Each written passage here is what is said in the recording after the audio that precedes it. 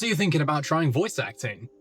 Maybe someone told you you've got a great voice for radio. Maybe you've been binging audiobooks or games and thought, man, I'd love to do that. Voice acting is one of the most fun jobs you can do. But it's not easy, it's not quick money, and it's not usually glamorous. I've been at it part-time for 3 years, and today I want to share the advice that no one really tells you, the stuff that I learned by trial and error. If I'd heard this when I was starting, I would have saved myself so much wasted effort and more than a few headaches. Quick intro. I've been voice acting part-time for 3 years. I've recorded audiobooks, documentaries, corporate training modules, YouTube video essays, a little bit of everything. This isn't my normal kind of video, but every time I meet someone and they find out I do voice acting, they always ask me about it. Usually it's, how did you get into that? But also it's, could I do it? Or do you make any money? So I figured I'd put together a video that's less about the gear and the hype, and more about the real lessons I've learned the hard way since I started. With any luck, you'll come away from this armed with info you hadn't heard before, and avoid some of the mistakes I made. Here's the first and most important tip in this video. I don't like to make people wait for it, so do not quit your day job. I know, sounds obvious, right? I accidentally learned this the hard way.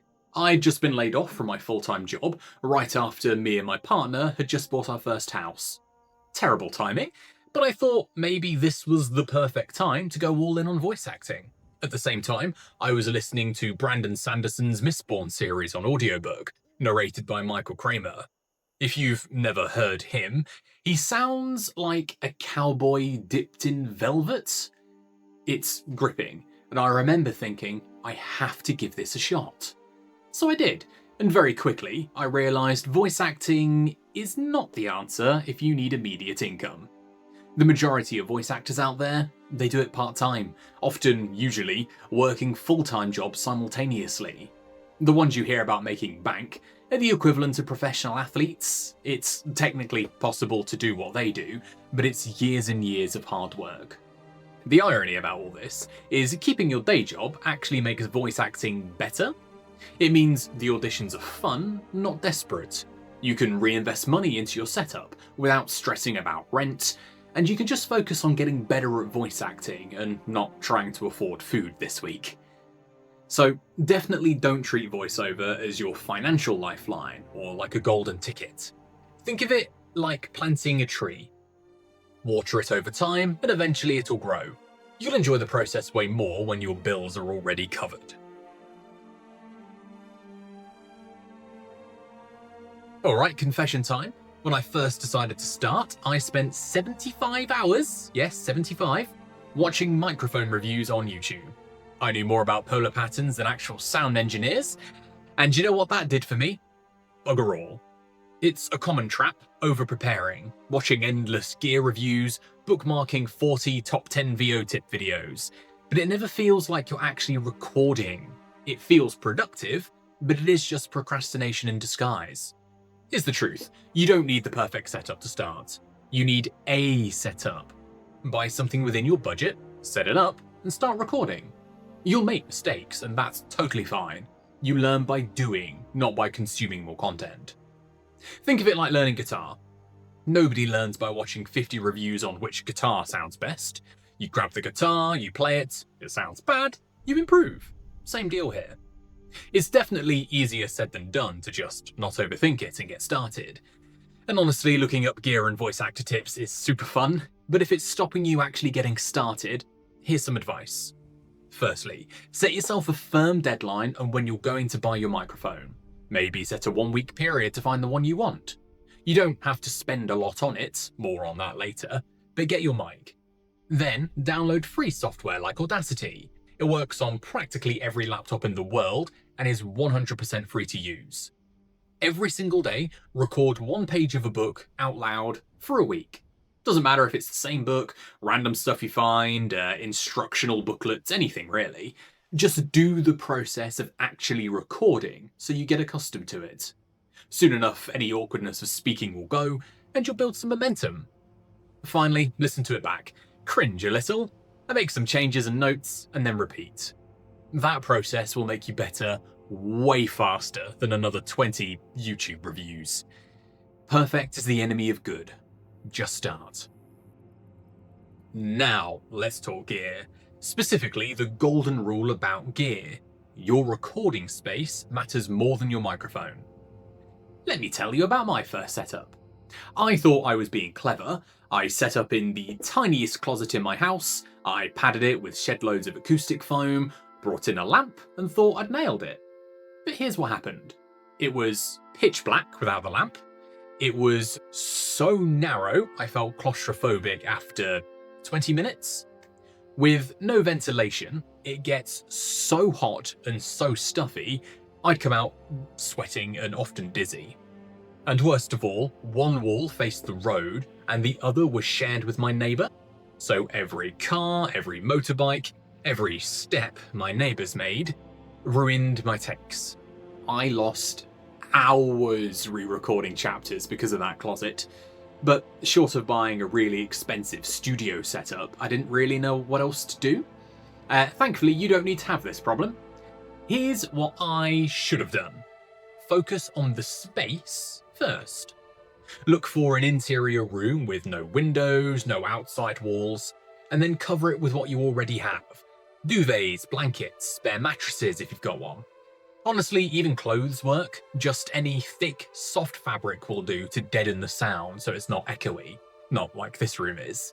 And you'll be in a place where cars and neighbours can't ruin your audio, so well done. Where people usually go wrong is focusing on getting a really, really nice microphone when they just start, and they forget about the environment. Any sound engineer will tell you that a noisy recording place is a much bigger problem than a budget mic.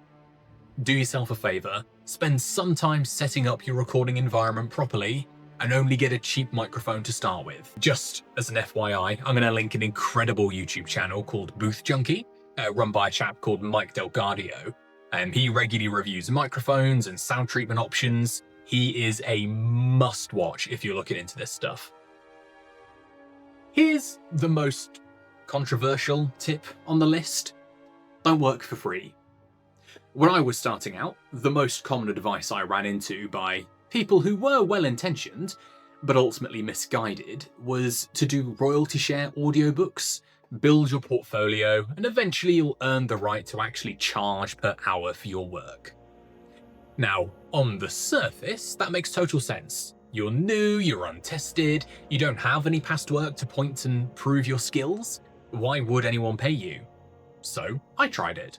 I recorded 2 royalty share only audiobooks. Both of them were like full-length novels, so 8 to 10 hours each. That was 60 to 80 hours of recording and then editing. Fun fact, I've made literally £0 from those books in 3 years. Here's the reality. In 99% of cases, royalty share is the same thing as free labour. Unless you're narrating a bestseller, and they're not usually offered as royalty share, these books just aren't going to sell any copies. If the author was confident in the book, they'd pay you, the narrator, a fixed fee, and take the majority of the profits for themselves. The real issue here is that it's an incredible amount of time that I could have spent applying for paid work. I could have done literally hundreds more auditions in the time it took me to land this job. And then I could have landed a real job, a paid one, way sooner. In fairness, I did learn a lot about the process of recording and editing by doing royalty share books, but I could have learned the same lessons and been paid for my time and effort rather than doing it entirely for free.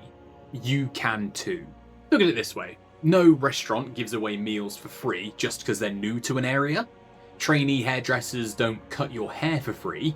They might charge you less, providing you a discount, but they will still charge, and so should you. And this really is any charge, even if it's tiny, like a £5 or a £10. It sets the expectation that your time has value, and it tells your client that this is work, and it tells you that you're a voice actor. Here's the useful bits of this spiel put simply. Start by charging some small rates, even if it feels silly. If you're doing free projects, keep them really short, and don't rely on them as a career starter. Remember, being paid while learning is how almost every profession works, and it is the goal for you when you start. Please don't burn weeks of time and effort like I did. Be sure to value your time from day one. The final lesson here is probably the most depressing one. Rejection. It sucks, but it is 90% of the job. Voice acting is basically just auditioning for a living, with the occasional job. You'll record hundreds of auditions, and you're doing pretty well if you land 1 in 100. Sometimes you'll get a thanks but no thanks, but most of the time you're not even going to get a reply. And that really is brutal at first. You put your heart into a read, you prepare, you research, you polish the final result, and send in something you're genuinely proud of. Then you wait, and wait, and wait. Nothing. It feels personal, but it really isn't. Casting directors and your other clients might get hundreds of submissions. Sometimes they literally don't have the time to even listen to them all. Sometimes you sounded great, but they wanted someone older or younger or a totally different energy to the read than you delivered. Whatever the reason, it is never about you as a person. And honestly, it's rarely about you as a voice actor as well. Just how this business works. If you let rejection get on top of you, it will crush you. That is heavy. And you'll burn out. But if you see it as part of the process, understand that no news is the default, and even hearing a no thanks is a minor win, it can make it a little easier. Every no is just another step towards yes. Remember, no isn't a reflection of you as a person. It's just the game. Keep sending auditions, keep practicing, and your wins will come. And when you do land your first paying gig, trust me, it feels incredible. And it proves to you that you can actually do this. So, we covered a few things here. If you skip to the end for the short version, firstly, good thinking, that's quite smart. But secondly, this is the advice. Do not quit your day job. Financial stability will make voice acting way more fun. Don't get stuck in the endless research phase. Just get started. Treat your recording space before you buy really fancy gear. Always charge something for your jobs. Your time is valuable. Get comfortable with rejection. It's part of the job. Voice acting is one of the most rewarding creative gigs you can do, but it's not instant money, and it's not all glamorous. Go in with real expectations, and trust me, you will have such a better time. If you've got any questions like, where do you find your first clients? How do you know you're actually improving? Or maybe what software to use? Drop them in the comments. I reply to everybody, and who knows, maybe I'll make a whole video from your question. Thanks for watching. Good luck with your auditions. And remember, own your voice and charge for your work.